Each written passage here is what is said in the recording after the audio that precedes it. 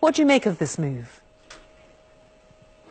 I think this is a very significant move on the part of the government at a time when the security situation in the country is deteriorating, when repression is deepening, the economy is facing unprecedented crisis. So this is a very important move because the question of political prisoners in Ethiopia is a very significant one, as the government over the course of the last 15 to 20 years have been essentially using the legal system to eliminate its political adversaries from the political space. So there is essentially no political opposition in Ethiopia, since all autonomous political parties are either chased out of the country or rounded up and locked behind bars. So I think given the pressure on the government and the changing political landscape on the ground, this is a very important gesture in terms of moving forward.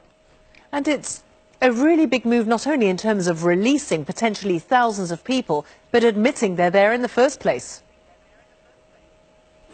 Absolutely. We have been saying, and so many activists have been saying over the course of the last 15 years, that the government uses the court system, the judicial system, to strangle dissent and to eliminate its political adversaries.